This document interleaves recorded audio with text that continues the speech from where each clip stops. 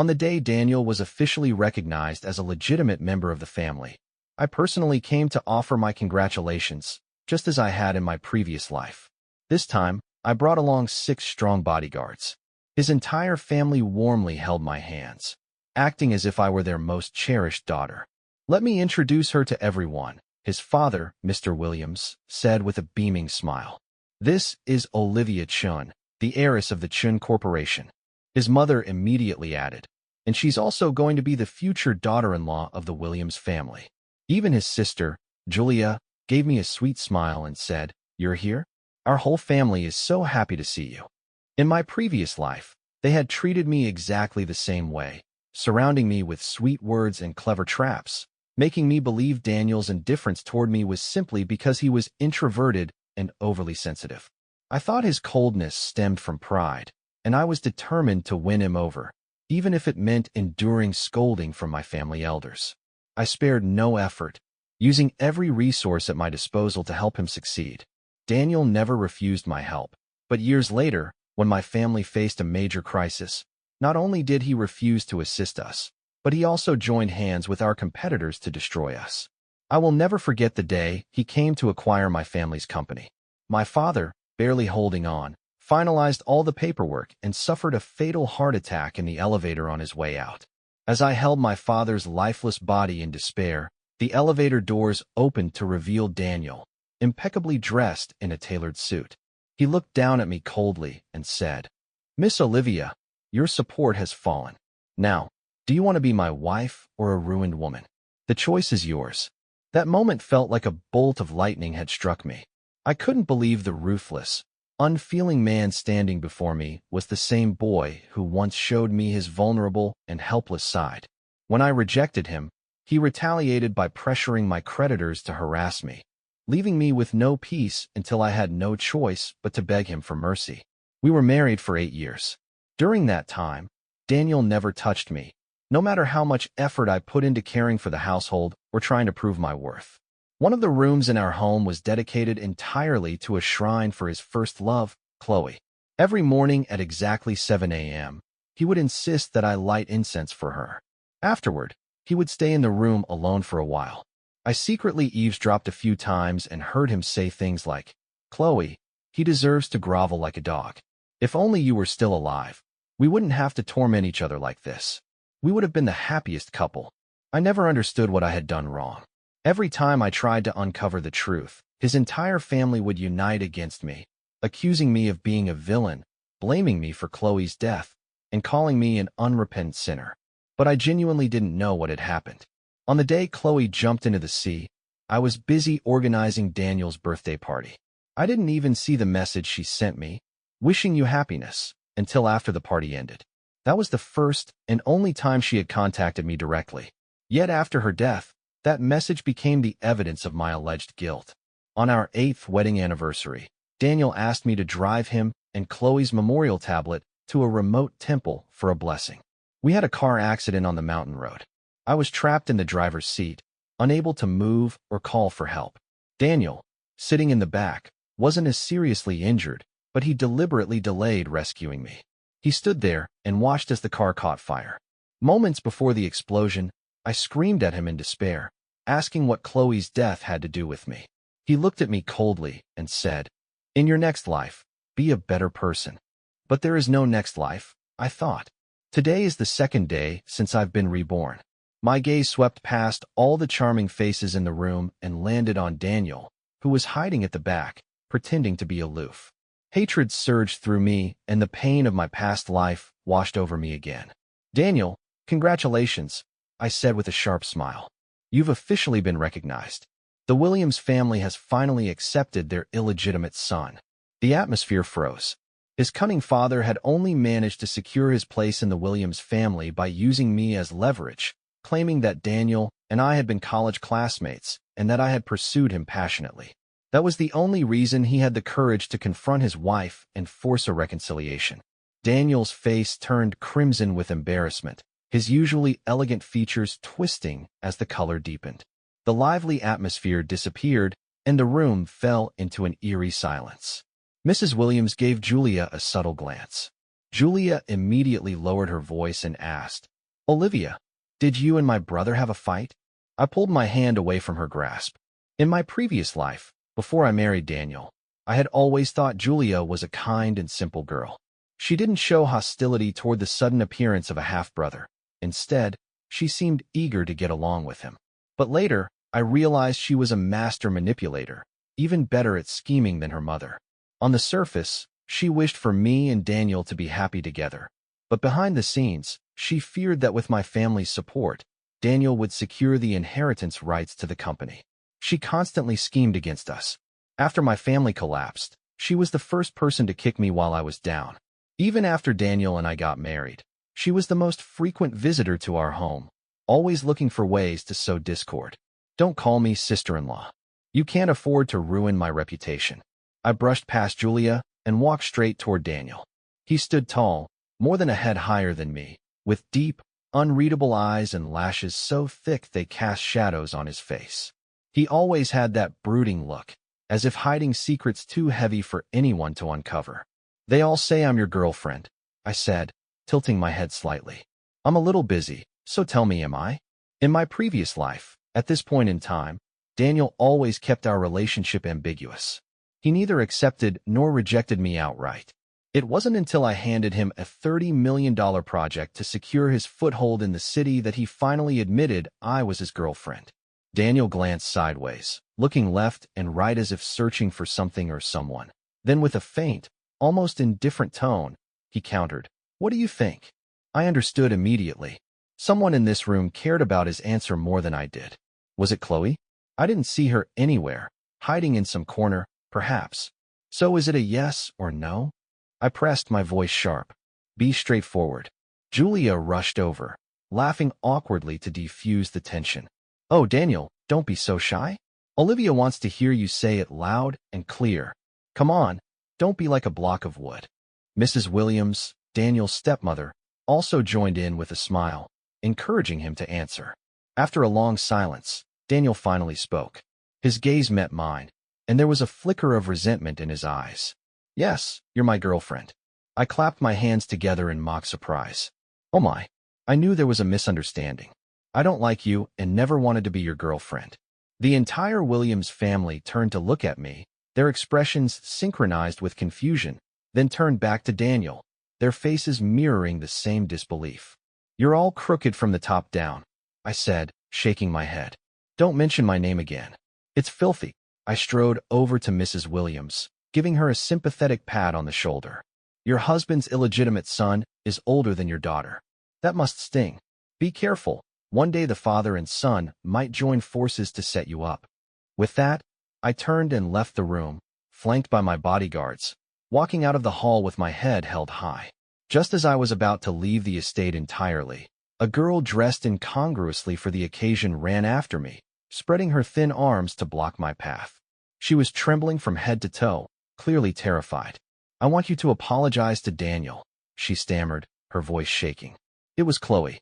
I scrutinized her for a few seconds and then asked, testing her, Do you think this is touching? She lifted her chin stubbornly, tears welling in her eyes, and stared at me without responding. I sighed, exasperated. Why should I apologize? Give me a reason. No one can choose their origins, she replied, her voice trembling but determined. You insulted him because of his background. That's your fault. You owe him an apology. Ridiculous. I looked past her at the guests who had started to gather behind me, then fixed her with a cold glare. He couldn't choose his origins, sure, but does that mean he can't die? The moment those words left my mouth, the expressions of everyone around me shifted drastically. Only Mrs. Williams and her daughter revealed a glimmer of satisfaction in their eyes. How can you be so cruel? Chloe asked through tears, her voice trembling with emotion. Daniel rushed over to her in just a few quick steps, his eyes filled with a hint of pity. Chloe, stop it. Someone like her could never have empathy. I laughed coldly. Daniel, your very existence is an insult to the rightful wife. If you truly had any empathy, you wouldn't have gone through with this whole family reunion charade. Remember, every time I see you, I'll make sure to humiliate you. With a wave of my hand, I signaled my bodyguards to push the two of them aside. I walked a few steps away, but suddenly stopped as if remembering something. Turning back, I smiled mockingly at Julia. Don't worry, Julia, you're the legitimate daughter. If you ever run into trouble, you can always come to me for help. Hearing her name, Julia froze and instinctively glanced at her father before lowering her head slowly. Her mother responded on her behalf. Olivia, I know Daniel must have done something to upset you. I'll scold him for it later. Please don't be angry anymore, okay? Chloe cast a worried glance at Daniel, then lowered her head, her shoulders trembling slightly. Daniel seemed to take her reaction as a cue. He stepped closer to me, lowered his gaze, and muttered, So, I didn't respond to your messages for 2 days? Fine, I'm sorry. Can you stop making a scene? He had never been prompt in replying to my messages. In my previous life, I had grown so used to it that I didn't even mind anymore. I had told myself it was because he had a difficult life and an introverted personality. I thought if I gave more and sacrificed more, it would eventually break down his walls and soften his sharp edges. But all it did was trap me in a toxic cycle, leaving me obsessed with fixing him. If you're truly sorry, I said calmly, then kneel and say it. Daniel let out a cold laugh, his voice low and bitter. I knew you've always looked down on me. Are you done playing games? So get lost. Get out of here. Is that your limit? What if I called you a little bastard? Daniel lunged at me, his face contorted with anger, but my bodyguard stepped in and restrained him just in time. Unbothered, I adjusted my coat and strolled away. The Chun family, a prestigious lineage with a 100-year history, had fallen because of internal decay, rats eating away at its core. Meanwhile, Daniel's Williams family was nothing more than a nouveau riche clan that had ridden the wave of a favorable era. In my previous life, I had been blinded by foolish sentiment, giving them the chance to leech off my family's resources. Now that I've returned, everything starts anew. My priority is to prevent the Chun family's decline, and as for Daniel, my revenge will be swift and surgical, using the tools at my disposal. After leaving the Williams estate, I got into my car and began reviewing the video recordings my bodyguards had captured. Miss Chun, they've arrived, my bodyguard in the passenger seat said. I glanced out the window and saw 2 full buses parked not far away. From them emerged a bustling crowd of Daniel's relatives on his mother's side, all smiling brightly as they made their way toward the Williams family's gated community. The sight startled the security guards, who spun in circles nervously before finally remembering to call for backup on their walkie-talkies. It's a pity Daniel's mother had been sent overseas, otherwise this would have been even more entertaining. I allowed myself a moment of regret. A few cars parked along the road had reporters inside who couldn't resist the spectacle. Camera lenses began to poke out of the windows, capturing the scene. The sunny weather was perfect for photos. With all this material, I'd make sure to spread the news far and wide, both online and offline. Daniel's mother's extended family, old neighbors, and acquaintances would surely be thrilled to see this. And of course, the rightful wife's sweet-talking uncles and aunts would need to be informed as well. Some of the uncles and aunts who regularly danced in the neighborhood square also lived nearby. They loved watching drama like this. Chloe had been Daniel's childhood neighbor and classmate. Her family was poor, and she nearly dropped out of middle school due to financial difficulties. It was Daniel's father who sponsored her education, allowing her to continue her studies. During college, Chloe attended a university in the same city as Daniel. The 2 schools were an hour and a half apart by bus. By all accounts, Chloe, coming from a struggling family, should have had no spare money. Yet during her freshman year, she rented an apartment off campus, presumably to make it easier for Daniel to visit her. There were plenty of pictures of the 2 of them online, documenting their time together, from youthful innocence to a more polished, mature image. Their clothes also became noticeably more expensive over the years. After graduating, Chloe joined the Williams family company before Daniel. Using the pretext of repaying her benefactor's kindness, she worked as an administrative assistant and over time became a long-term employee. In addition to her base salary, a separate account would deposit extra money into her account every month. As I reviewed the compiled information on my phone, I organized my thoughts. In college, Daniel and I were in the same department. During the second semester of our sophomore year, I fell for him at first sight during a debate competition. Before confessing my feelings, I asked him and the people around him if he had a girlfriend. Everyone said no. That was when I decided to pursue him. Looking back now, I realize I had been played from the very beginning. Even more ridiculous was how the ever-gracious Julia had been helping cover for them the entire time. All the while, I thought Daniel was a pitiful child held back by his parents. In my previous life, I never uncovered any of this, even until my death. Now this newfound knowledge gave me plenty of material for exposure. A wave of well-edited leaks and revelations followed, meticulously timed. Within just a few days, Daniel's reputation was ruined in the social circles he had worked so hard to impress. Because of his clean-cut, pale, and slender appearance, people started calling him Little White-Eyed Wolf in online comments. Some who loved stirring the pot even fabricated outrageous stories about his past.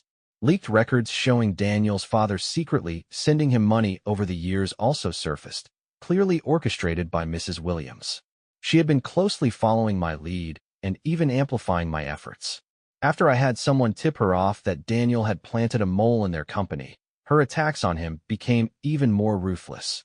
It seemed Mrs. Williams could tolerate infidelity in marriage, but she would never forgive having what belonged to her children taken away. Daniel should have thought harder about what made him believe he had the right to claim his place in the Williams family. By Friday, I heard that Daniel had moved out of the Williams estate.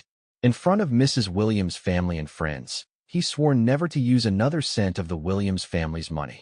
He even relinquished ownership of all properties under his name. On top of that, Chloe had been fired from the company, and Daniel personally escorted her back to her hometown. I was in a fantastic mood. I even felt a sudden urge to invite Julia out for a meal to ask her for all the juicy details, but I restrained myself. Surprisingly, Daniel couldn't hold back and came to my house instead. It was pouring rain. He stood outside the iron gates of my villa, his face marred with visible scratches and bruises. The butler, wary of letting him in, held firm while Daniel shouted my name over and over, his voice desperate like a starving stray dog. I stood by the floor-to-ceiling window on the second floor, holding a steaming cup of coffee, quietly watching him make a scene. It wasn't until he finally noticed me standing there that I nodded for someone to let him in. When we met face to face, he sneezed loudly, completely drenched from head to toe. His eyes and nose were red, making him look pitifully weak. I waited for him to speak, but he just stared at me intently, as if deliberately trying to evoke my sympathy. After a while, I lost patience and let out a heavy sigh. This carpet is quite expensive. If it gets wet, it'll be ruined, you know. Are you going to pay for it if you ruin it? I asked, narrowing my eyes. Daniel widened his eyes in disbelief, his Adam's apple bobbing as he struggled to find his voice. Finally, he asked, "Can you tell me why? What exactly happened? I don't want things to end between us so inexplicably. In my past life, I had gone out of my way to treat him well, only for him to respond with curt, stingy words. Now that I was eager to get rid of him, suddenly he had so much to say. Piqued my curiosity, I propped my chin on my hand, watching him with amusement. How did you convince Chloe to play along? She's been your official girlfriend for years. Even when she saw the two of us getting close, she didn't seem to mind. Did you already promise her she'd be your mistress? Or maybe your side chick?" For years I had openly pursued Daniel. I never kept it a secret. Even the stray dogs on the streets must have known about it. Yet Chloe had never once come forward to clarify her relationship with him. It was baffling. Did she think Daniel was a promising investment worth her sacrifice? At the mention of Chloe's name, Daniel quickly lowered his head, avoiding my gaze, his hands hanging at his sides clenched into tight fists. After a long silence, he finally seemed to find an excuse and croaked out, "It's not what you think. I've only ever seen Chloe as a sister. You know, I've never had much family." He suddenly took 2 steps closer, his gaze unerringly firm as he looked at me. "No one's ever respected me. It wasn't until I met you that I found a bit of confidence. Olivia, I've realized these past few days that you're all I truly have. Chloe is just my sister." I stared at him coldly. "Sister, huh?" She must have thought that purple is a very sophisticated color. My expression darkened, and I clenched my fists. "Monroe, there's something filthy here. Help me get rid of it." As soon as I finished speaking, the butler and 6 bodyguards appeared. This had become a habit ever since Daniel had started harassing me. Now I rarely went anywhere without security. Over the past few days, I'd worked tirelessly to ruin Daniel's reputation, not just out of revenge, but to ignite infighting within the Williams family and bait their competitors into taking advantage of the chaos. Sure enough, rumors and scandals swirled around him, and trouble soon came knocking. Mr. Williams found himself overwhelmed. His wife, too busy fighting for power and moving assets, didn't help him manage the mess. The company's leadership descended into chaos, and under mounting pressure, Mr. Williams suffered a heart attack and was hospitalized. His wife didn't even visit him, seizing the opportunity of a leaderless family to promote her own relatives to key positions. I had been keeping a close eye on their company. Naturally, I struck while the iron was hot, teaming up with outsiders to carve up their projects, poach their key personnel, and corner them from all sides. My moves were precise, ruthless, and efficient, leaving my father astonished. "Why are you suddenly targeting the Williams so aggressively? Their company isn't that big," he asked one day. I shrugged. "Just because of a breakup. Revenge, you know." He frowned deeply. "That's not right. Relationships are mutual. If it's over, it's over. You need to have the grace to accept the consequences." His words made me smile, but I said nothing. I lacked experience, so it was a perfect opportunity to practice. As their family was in turmoil, it would also prepare me for managing bigger projects in the future. With an air of righteousness, I said, "It's just normal business behavior. Nothing personal, really." My father clearly didn't believe me, but since he had always been dissatisfied with how I had prioritized Daniel over my career, now that I was focusing on business, he fully supported me. "Be steady in your actions and ruthless in correcting mistakes," he advised, as I threw myself into identifying and rooting out the internal issues in our company to prevent future crises. Just as I was so busy that I had almost forgotten Daniel even existed, he showed up with his father to visit mine directly. My father, naturally suspicious, couldn't understand why they would suddenly come knocking. By the time I rushed home from work, the three men were sitting in the living room, forcing awkward smiles. The tension in the air was palpable. After a quick greeting, I sat down next to my father, only for him to lean over and quietly ask me, "Are you back with him?" Before I could deny it, Daniel, encouraged by his father's approving nod, suddenly knelt before me on one knee. He pulled a diamond ring from the inner pocket of his suit. "Olivia, will you marry me?" My father's face darkened as he set his teacup down with a loud clink, his sharp gaze darting between me and Daniel. The pressure was suffocating. I immediately shook my head at my father, signaling that I had nothing to do with this. I didn't even know Daniel was planning this stunt. My father coughed, then turned to Daniel's father. Daniel's father quickly stood up, forcing a smile as he said, "Daniel and Olivia have been in love for many years. Their feelings are deep. There were some misunderstandings before, but now Daniel is about to take over the family business. I promise Olivia will never be wronged again." Daniel, his gaze unwavering, said, "I know you think I have ulterior motives, but I still want to try. I believe in your judgment, and I trust that you won't abandon me when I need you most. This is the best time to prove our love." His burning gaze made his intentions crystal clear. What he really meant was, "You want the best deal, and I'm the most suitable buyer you found so far. Isn't that right?" I asked, "Is this about selling yourself for a good price?" Daniel faltered, his expression strained as if bearing a great burden. "I understand you. You value relationships more than anything else. I want to show you through this gesture that I won't let you down. From now on, we're family. I'm completely yours."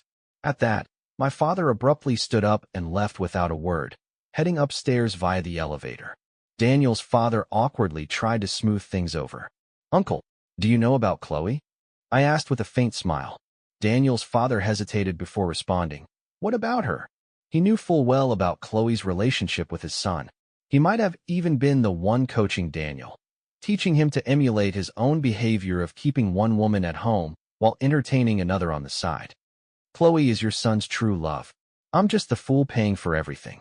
Don't let him keep hurting me, or I'll hold a grudge," I said softly, locking eyes with him as my smile deepened. He blinked rapidly, then turned to Daniel and without hesitation, kicked him to the ground. "Did you betray Olivia?" he roared. I had no intention of wasting any more time. Rising to my feet, I said coldly, "That's enough. Julia and her mother have already told me everything. Stop pretending." With that, I walked away, leaving behind a room filled with awkward silence. Those words weren't baseless slander. though they were skillfully coaxed out of Julia and her mother by me. After delivering my parting shot, I left without looking back, taking the elevator up to the second-floor study to console my heartbroken father. "I know you care about that boy," he began, his expression stern, his gaze sharp. "But don't blame me for being ruthless. I won't allow the two of you to be together. Shameless people will stop at nothing. Stay away from him, or you'll face nothing but ruin." In the study, my father's face was grave. Looking at the white hairs peppering his temples, I felt my emotions spiral out of control. He had said the exact same words in my past life, but back then I was blinded by my infatuation. I lashed out at him, accusing him of being a snob who looked down on the humble Williams family. I even foolishly believed that Daniel's family treated me better than my own parents did. It turned out I had been too sheltered, too naive, unable to recognize the malice hidden in human hearts or distinguish genuine affection from manipulation.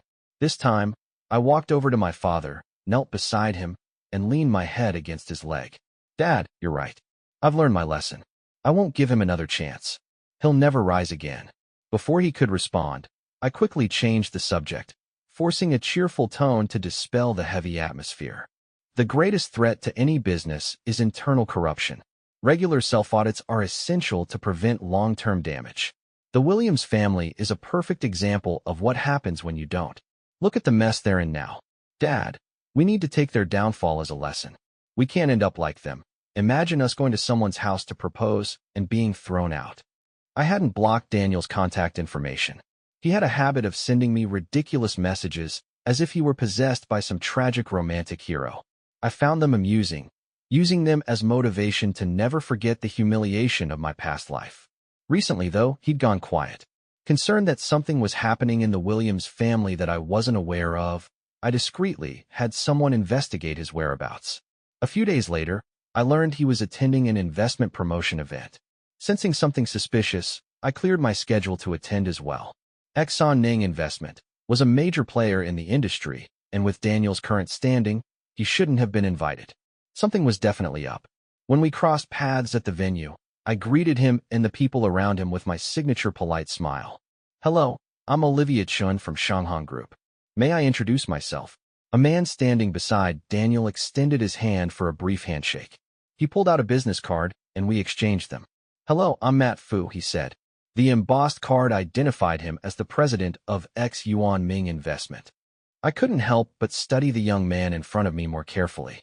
His striking features were bold and intense, with deep-set eyes that exuded a predatory charm. His relaxed, laid-back demeanor gave him an air of effortless authority, as if any room he stood in instantly became his living room. "It's an honor to meet you, Mr. Fu," I said smoothly. "Now I understand why my father always speaks so highly of you. You're truly a role model for our generation." He laughed heartily, not even bothering to feign humility. "Your father's insight is something we younger folks should aspire to." His nonchalant confidence was both intriguing and unsettling, but I kept my expression composed, hiding the flicker of curiosity that stirred within me. In the end, his words seemed more like self-praise than anything. "Let's head to the office and continue our discussion," someone suggested. Perhaps it was just my imagination, but when Daniel saw me chatting with Matt Fu, a flicker of irritation flashed in his eyes. His tone carried a hint of anger when he interrupted. "We'll meet again later, Miss Chun." Matt gave me an apologetic smile before turning to leave with Daniel. The two of them, both tall and imposing, exuded confidence as they walked away. Their striking backs were surprisingly complementary, almost a perfect match. Based on various investigations and what I knew about Daniel from my previous life, I could already guess what he was planning. However, playing the role of a hero who saves the day wasn't as simple as he might think. A high-stakes agreement? How could that be possible? Julia fumed in frustration as we sat in a cafe. Who does Daniel think he is to make such a reckless decision? He's barely taken over the company. It's obvious he just wants to sell it off. I nodded in agreement. It's far too risky. A deal like this is akin to courting disaster. And besides, what makes an illegitimate son qualified to run the company? Who knows if he's secretly funneling assets elsewhere? Julia gripped her phone tightly, her fingertips turning white. After a long pause, she looked at me with suspicion. "Olivia, where did you hear this?" I smiled softly. The investor he's negotiating with happens to be my type. I might pursue him. With that, the rumors I wanted to spread were set in motion. Later that evening, I invited Matt Fu to dinner. At the table, he lounged in his chair with an air of casual elegance, gently swirling his glass of red wine. His long fingers tapped idly on the rim of the glass, and the tailored black shirt he wore accentuated his broad shoulders and smooth physique. You invited me to dinner, yet all you talk about is Daniel. Why not invite him directly? He asked, his deep voice tinged with amusement. Do I look that free to you? I forced a polite laugh. Extracting information was an art, and it was all the more challenging when the person across from you was a seasoned fox. Fine, I thought. Let's go with honesty. I took out a proposal from my bag and handed it to Matt. He opened it, and upon seeing the title, his brow arched slightly. He straightened in his seat as he read further. Shared economy, he remarked, his voice laced with intrigue. Miss Chun, this concept is quite unique, very forward-thinking. It was just the advantage of being reborn, Mr. Fu. I trust your judgment. Are you interested in partnering? Miss Chun, if you're starting a business, you likely have no shortage of potential partners. Why choose me? It's not about me choosing you, I replied, meeting his gaze as I raised my glass. It's about whether you'll choose between Daniel and me. Pick one. My words were deliberate, measured. I wanted him to decide which project had greater value, which person was more worth his investment. I knew he was smart enough to figure it out. When we parted, light rain fell outside. Matt held an umbrella and walked me to my car. Our bodies were so close they nearly touched. As I opened the car door, he spoke in a low, velvety tone, his voice unexpectedly seductive. He's not worthy of you. I paused briefly, smiled faintly, and said goodbye to him. The internal strife within Williams Corporation was severe, teetering on the edge of collapse. It had already become a topic of gossip within the industry. While I took advantage of the storm brewing in their family to clean up my own household, my actions appeared entirely justifiable. However, after uncovering more issues, my father refused to let me continue. He forcibly dragged me abroad to attend meetings. On Saturday, one of our foreign partners hosted a ball at their estate. My father, dealing with a headache, asked me to accompany a few senior executives in his place. I hadn't expected to see Matt Fu in the grand hall. He was dressed in a tailored suit, his tall frame and confident posture standing out amidst the crowd of socialites. He moved through the bustling scene with grace and ease, exuding an effortless charm. The classical music flowing through the room seemed to exist solely for him. I set down my wine glass and approached him with a slight bow. I extended my hand in invitation. Mr. Fu, may I have this dance? His eyes lit up, and he returned the gesture with elegant composure. It would be an honor. I placed my hand on his shoulder while his arm encircled my waist. Our hands clasped, and we moved in sync with the rhythm. The harmony between us was unexpectedly seamless. As the dance neared its end, the woman closest to me suddenly twisted her ankle, screaming as she fell toward us. Matt reacted swiftly, pulling me into his arms and out of harm's way. The woman collapsed unceremoniously at our feet. Feeling slightly embarrassed, I quickly bent down to help her up. However, she didn't seem bothered at all. Instead, she addressed Matt in fluent French, teasing. Such a perfect opportunity for a hero to save a damsel in distress.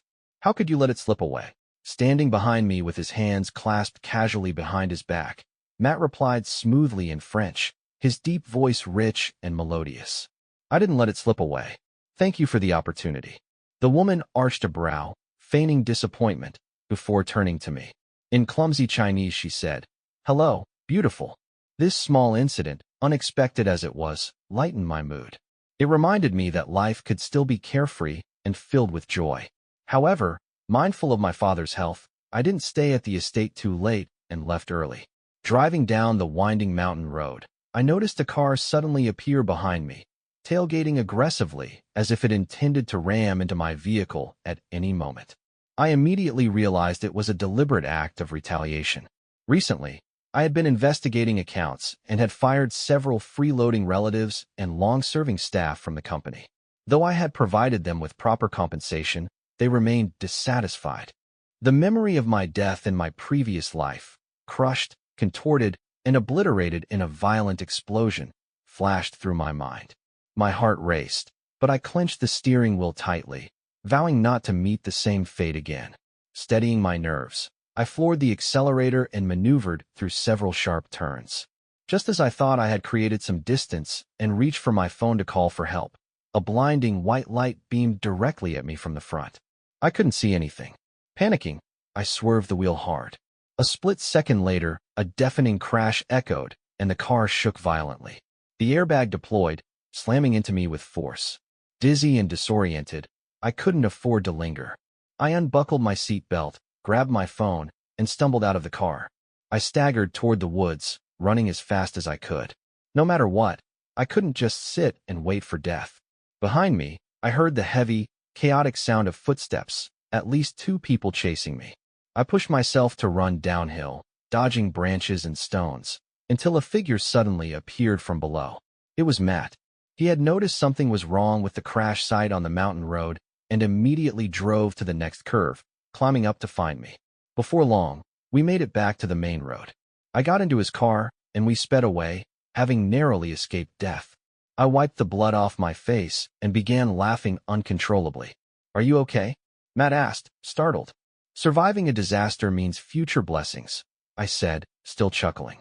"Do you believe that?" "Matt, believe? Sure, I believe whatever you say. You could tell me the moon's in the sky right now, and I'd believe you," he replied. I glanced at the bright moon ahead, its glow illuminating the night. Smiling faintly, I let out another small laugh. The car raced down the road. The ride, far from smooth, at some point, I lost consciousness. When I woke up, I found myself in a hospital bed. The police, my father, and others were all gathered around me. Daniel was reportedly on a plane and would arrive soon. After giving my statement to the police, I reached for my phone, but Matt suddenly spoke up. I froze mid-motion. "What's he coming for?" I asked. "Who knows?" Matt replied. "It's not like this has anything to do with him. Does he know how to treat patients or solve crimes?" My father chimed in with a sarcastic tone. "Exactly." But when he turned to Matt, his voice softened and he smiled warmly. "Thanks to you, Matt. When you're back home, come to our house for dinner. Your aunt would love to cook for you." "Of course, I'd be happy to visit," Matt replied graciously. "How did Daniel even find out about my accident?" I asked, turning to Matt. He hesitated briefly before answering. "On the way to the hospital, you kept calling out Daniel's name. He was calling your phone at the same time, so I picked up. As soon as he heard about the accident, he insisted on coming over. It's obvious he cares about you." I vaguely remembered fragments of disjointed dreams. Daniel forcing me to kneel before Chloe. Him locking me out in the freezing cold one winter morning. His father making lewd comments about me, while Daniel stood by silently.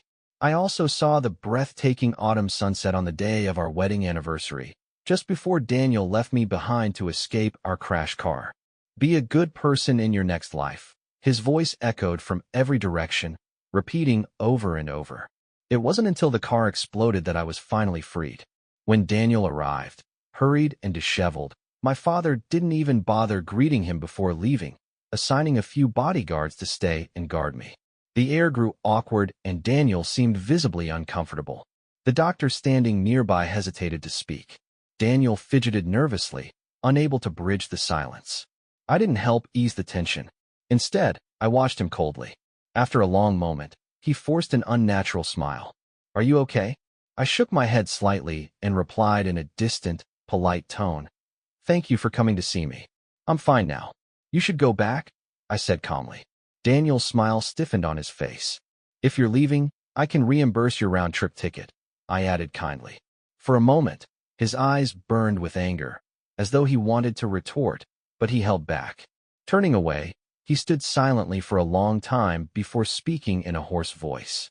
"Olivia, don't forget you were the one who came after me first. Don't bring up the past," I replied with a sigh, sounding almost tired. "I find it humiliating too."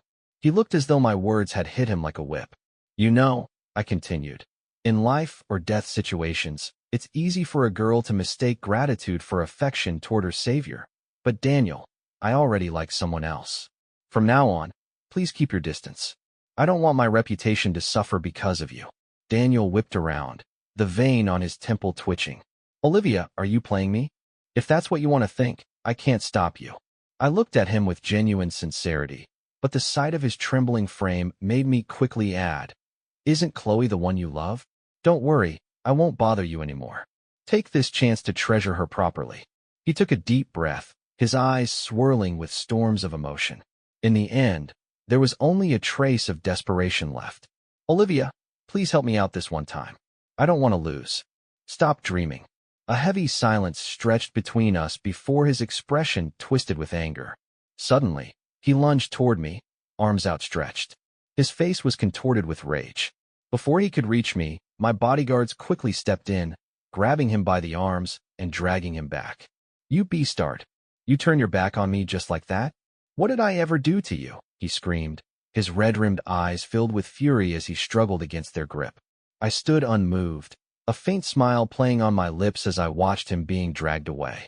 The Williams family's mess had already reached the point where they couldn't function without him. For Daniel to leave everything behind and fly abroad to see me, it meant he had already realized that staying was meaningless. I was his last hope, and the Chun family was his only escape route. My suspicion was quickly confirmed when I learned that the Williams family's finances were on the verge of collapse and had attracted the attention of regulatory authorities. An audit could strike at any moment. In my past life, this was how the Chun family felt too, which was why I had acted so urgently this time, even if it brought trouble upon myself. A week later, I was discharged from the hospital and flew back home. As soon as we left the airport, my father called Matt and invited him over for dinner. When I got home, Matt was already sitting on the sofa in our living room, chatting and laughing with my mother. The two of them seemed as close as a mother and son. Feeling slightly jealous, I rushed over and clung to my mother's arm like a spoiled child. The memory of my death in my previous life, crushed, contorted, and obliterated in a violent explosion, flashed through my mind. My heart raced, but I clenched the steering wheel tightly, vowing not to meet the same fate again. Steadying my nerves, I floored the accelerator and maneuvered through several sharp turns. Just as I thought I had created some distance and reached for my phone to call for help, a blinding white light beamed directly at me from the front. I couldn't see anything. Panicking, I swerved the wheel hard. A split second later, a deafening crash echoed, and the car shook violently. The airbag deployed, slamming into me with force. Dizzy and disoriented, I couldn't afford to linger. I unbuckled my seatbelt, grabbed my phone, and stumbled out of the car. I staggered toward the woods, running as fast as I could. No matter what, I couldn't just sit and wait for death. Behind me, I heard the heavy, chaotic sound of footsteps, at least two people chasing me. I pushed myself to run downhill, dodging branches and stones, until a figure suddenly appeared from below. It was Matt. He had noticed something was wrong with the crash site on the mountain road and immediately drove to the next curve, climbing up to find me. Before long, we made it back to the main road. I got into his car, and we sped away, having narrowly escaped death. I wiped the blood off my face and began laughing uncontrollably. "Are you okay?" Matt asked, startled. "Surviving a disaster means future blessings," I said, still chuckling. "Do you believe that?" Matt believe? "Sure, I believe whatever you say. You could tell me the moon's in the sky right now, and I'd believe you," he replied. I glanced at the bright moon ahead, its glow illuminating the night. Smiling faintly, I let out another small laugh. The car raced down the road. The ride, far from smooth, at some point, I lost consciousness. When I woke up, I found myself in a hospital bed. The police, my father, and others were all gathered around me. Daniel was reportedly on a plane and would arrive soon. After giving my statement to the police, I reached for my phone, but Matt suddenly spoke up. I froze mid-motion. "What's he coming for?" I asked. "Who knows?" Matt replied. "It's not like this has anything to do with him. Does he know how to treat patients or solve crimes?" My father chimed in with a sarcastic tone. "Exactly." But when he turned to Matt, his voice softened and he smiled warmly. "Thanks to you, Matt. When you're back home, come to our house for dinner. Your aunt would love to cook for you." "Of course, I'd be happy to visit," Matt replied graciously. "How did Daniel even find out about my accident?" I asked, turning to Matt. He hesitated briefly before answering. "On the way to the hospital, you kept calling out Daniel's name. He was calling your phone at the same time, so I picked up. As soon as he heard about the accident, he insisted on coming over.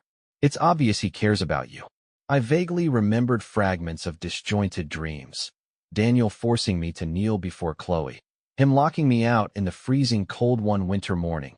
His father making lewd comments about me, while Daniel stood by silently.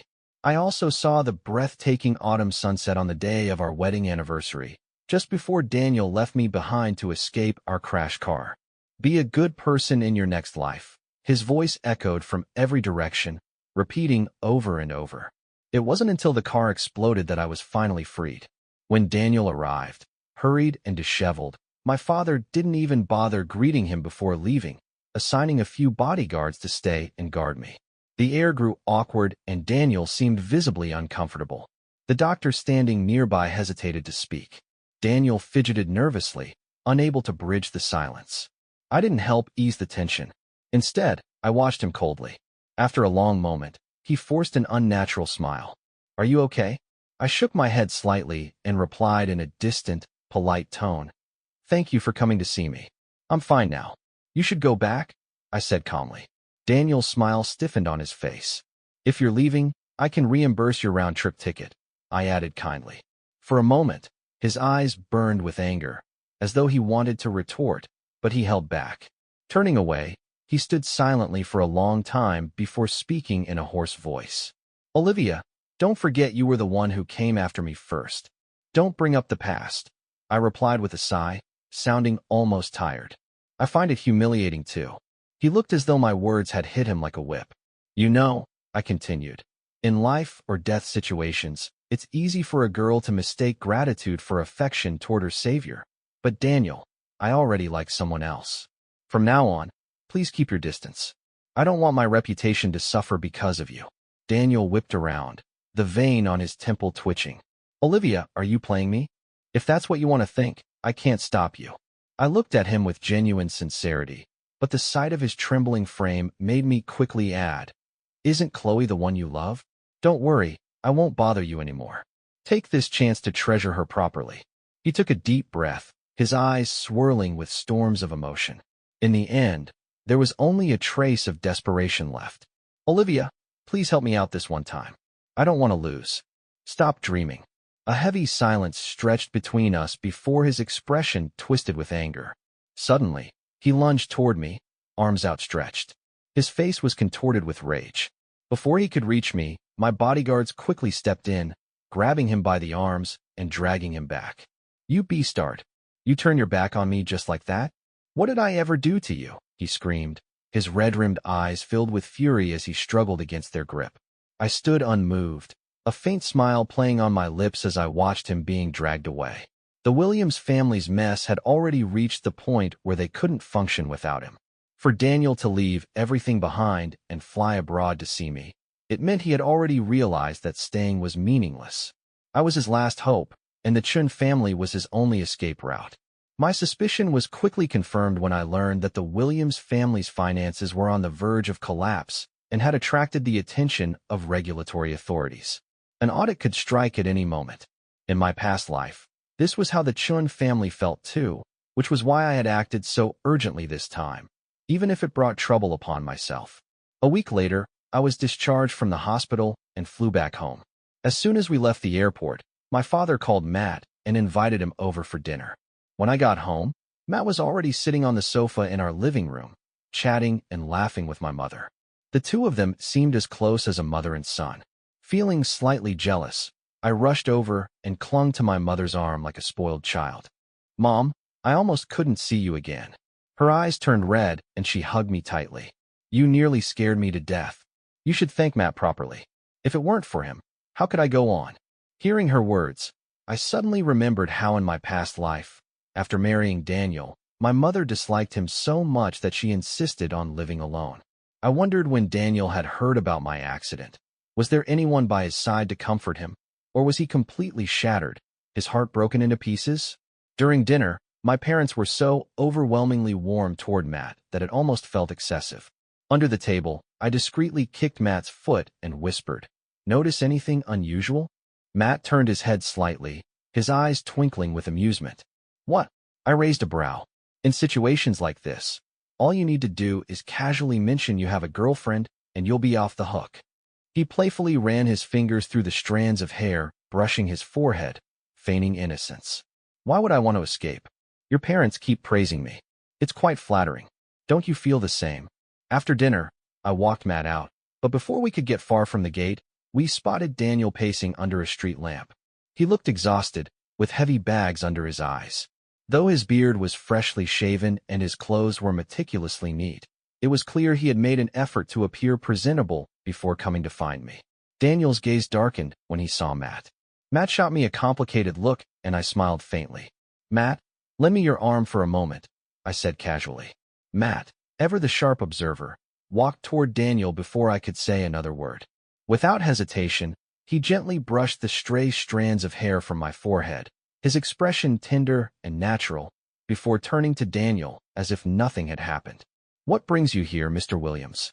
Daniel's eyes flickered between Matt and me. After a long silence, it was as if something clicked in his mind. He let out a bitter laugh and said, So Mr. Fu canceled the deal to please his lover? You two have been in cahoots from the start, haven't you? No, that's not true, I said hastily, meeting Daniel's gaze. For a fleeting moment, I saw a glimmer of hope in his eyes. It's not a lover, I said, dragging out the words with a mix of pride and mischief. It's the girl he likes. Matt chuckled softly, his laughter carrying an ambiguous undertone. Worried he might undermine me, I clung tighter to his arm. Though your accusations are off the mark, I don't mind how they sound, Matt said. After all, business isn't personal. Don't lose hope, Mr. Williams. Perhaps there will be opportunities to collaborate in the future. Daniel's face twitched, realizing how poorly he measured up to Matt.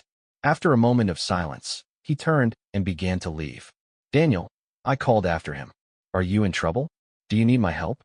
He froze mid-step, standing still for what felt like an eternity before finally turning around. His pride had clearly taken a beating. I just want to know, he said hoarsely. Did you ever truly love me? I sighed wistfully, as if regretting my answer. I don't think I ever did. His pupils dilated, the truth striking him like a blow. Your timing is unfortunate, I added, glancing at Matt. My boyfriend is right here. Do you want to start an argument between us? Matt interjected smoothly, his voice soft, yet brimming with emotion. Oh, we won't argue, but I do feel sorry for you, Miss Chun, having had to deal with someone like him. His eyes shimmered with a mix of light and warmth as he gazed at me. Daniel's shoulders slumped, and he lowered his head, looking utterly defeated. He turned and walked away, disappearing into the shadows. The Williams family declared bankruptcy shortly afterward. Daniel's father ended up in prison. Meanwhile, Julia and her mother, sensing the impending disaster, filed for divorce just in time. They fled abroad with their money, leaving Daniel, the illegitimate son, with nothing but piles of debt. Do you hate Daniel because of love turned to resentment? Matt asked casually one day after a business meeting. I paused, caught off guard, before slumping back onto the couch with a laugh. That's a bit dramatic, I replied. I can't think of any other reason.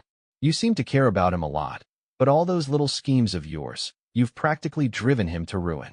Matt's curiosity was evident, his interest oddly persistent. I did stir the pot a little, I admitted with a smirk. I undermined his relationship with Julia's mother, incited the company's higher-ups to oppose his promotion, fanned the flames of internal conflicts, and reported their fraudulent accounting practices. But none of that was because of love or hatred. Matt raised an eyebrow, his interest growing. On the contrary, I continued, it's because he hated me for no reason. I couldn't let him rise too high or gain too much. If I told you that Daniel becomes dangerous when he's rich and it's safer for society when he's broke, would you believe me? Matt chuckled, amused by my seriousness. I'm telling the truth, I said, leaning forward. The saying, a wolf in the mountains becomes reckless when fed, fits him perfectly. Still, life hadn't been easy for me either. Investigating and cutting ties with those freeloading relatives in the company had upset them, and they found creative ways to pressure me into marriage. They kept introducing potential suitors as if marrying me off would turn me into an outsider, severing my control over the family business. My mother, overwhelmed by hosting 3 waves of relatives a day, finally had enough. She pointed to Matt and declared, my daughter already has a boyfriend. In the investment world, they'll get married soon. The news spread like wildfire through the business community. I privately apologized to Matt, but to my surprise, he seemed quite pleased with the situation. "If you're willing," he said, "we can go to the marriage registry anytime." My treat. Terrified, I shook my head vigorously. The scars left by my 8 years of marriage in my previous life were still too fresh, too indelible. This time, I only wanted to live freely, following my own heart. Matt suddenly leaned in, his gaze burning into mine. "In ancient times, saving someone's life meant you owed them your own. How can you be so ungrateful?" I swallowed hard, trying to steady my voice. "We're business partners. You can either focus on money or romance, but not both." He straightened up, laughing softly. "You're so smart. Why not do both?" I hesitated, caught off guard, before eventually laughing along. "Maybe it's worth a shot. I'm only in my 20s. Can't let the best years of my life go to waste." The shared economy concept I introduced gained massive traction in the market. Once it peaked, I quickly cashed out and exited the stage, leaving no regrets behind. From then on, I shadowed Matt, learning everything I could and gradually grew into an independent investor, leveraging the insights and foresight from my previous life. I focused on identifying high-potential projects and helping talented but resource-starved individuals realize their dreams. In just a few years, I gained widespread recognition and made a name for myself without relying on the Chun family as a shield anymore. I had become my parents' fallback for the future instead. Teaching a student too well might starve the teacher. And Matt sometimes felt like he was being taken advantage of. He'd occasionally get dramatic about it, but I had my own way of making him happy. I'd simply step forward and silence his complaints with a kiss that never failed to lift his mood, and I quite enjoyed feeding his ego in such a pleasant way. At the end of the year, I traveled to a small, third-tier city for business and unexpectedly ran into Chloe. She was unrecognizable from before. Her appearance had completely transformed. Dressed in expensive clothes and radiating confidence, she seemed to glow with a newfound charm. On a whim, I struck up a conversation about Daniel. "Why didn't you end up with Daniel?" In my previous life, Daniel's hatred for me stemmed from Chloe's death, but in this life, after being separated from him, Chloe was alive and well. I was genuinely curious about the entanglement between the two of them and how I had somehow gotten caught in the crossfire. Chloe hesitated for a moment, then gave me a bitter smile. Back then, I relied on Daniel for everything, emotionally and financially. I was terrified of losing him, and I couldn't imagine a life without him. To me, he was the one holding up my sky. Whenever I thought about him being taken away, it felt like my entire world was about to collapse. She paused, then continued with a tinge of regret. But I could never bring myself to tell Daniel about my fears. I knew he didn't have the patience to deal with my emotions. My world revolved around him, but his world was so much bigger. The only thing I had going for me was my obedience, so I always supported him unconditionally, even when he wanted to use you, even when he refused to give me a proper title, even when he sent me back to my hometown. I never complained. After leaving him for good, I realized the sky wouldn't actually fall. My world became bigger, and I didn't have to carry so much anymore. If I had stayed with him, I think my life would have only had two possible outcomes, either dying from suffocation or going insane from frustration. She looked at me apologetically. "Olivia, I'm sorry. Back then, I should have spoken up, even if it was just to give you a heads up. Maybe you wouldn't have wasted so much time and emotion on him." So that was the truth. In my previous life, Daniel had shamelessly juggled two relationships, completely disregarding Chloe's feelings. Chloe, his supposed first love, could only watch from the shadows as Daniel flaunted our seemingly perfect relationship. She swallowed all her pain and resentment until she couldn't take it anymore and chose to end her life by jumping into the sea. Unable to accept her death, Daniel shifted all the blame onto me. In his mind, I should never have existed, never have tempted him into wrongdoing. He built a moral pedestal in his heart, casting judgment on me, another victim, just to deceive himself. He told himself that he had truly loved Chloe, that he was forced into his actions, and that he would never forget her for the rest of his life. He needed to believe he was a good man, a romantic soul. Fortunately, this time around, both Chloe and I escaped unscathed. Meanwhile, Daniel's life fell apart. He was penniless, homeless, and constantly on the run. At his lowest point, debt collectors broke his legs and threw him into the sea, leaving him on the brink of death. It wasn't as if he hadn't tried to seek my help. He had staked out near my company building and even my home, but I managed to avoid him every time. Later, as the gap between us grew too vast, he couldn't find any information about me anymore. However, I could always keep tabs on him. For example, I recently learned that he had taken a job as a rideshare driver. Unfortunately for him, a kid had stuck a sticker on his license plate without him noticing, and when he drove off, his license points were completely deducted. I looked up at the distant sky with a small smile. Those who betray genuine love, how could they expect a happy ending? On my 30th birthday, Matt proposed to me at a seaside hotel. Months earlier, I had already discovered the nuptial agreement he'd prepared. I knew what he was planning and had given it considerable thought. By then, I had my answer.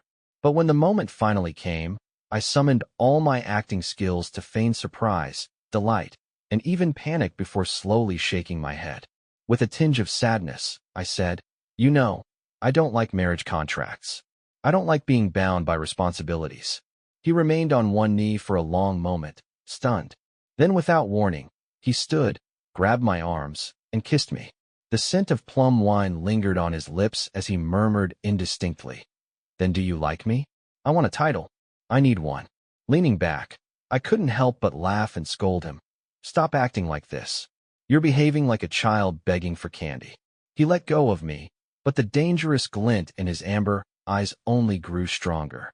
"Fine, fine," he said, his tone low and magnetic. "No more childish games. Let's try something more mature." His eyes smoldered with intensity as his long fingers deftly untied his tie.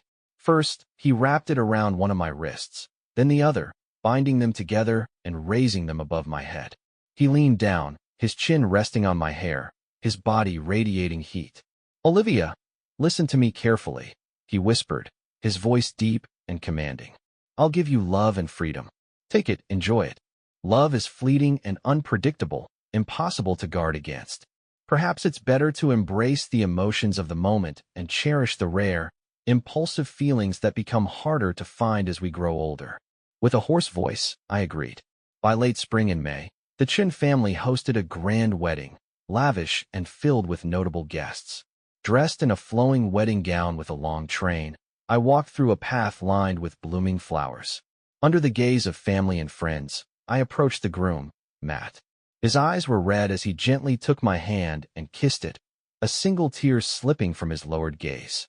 But when he straightened, his expression lit up with a dazzling smile, bold and full of life.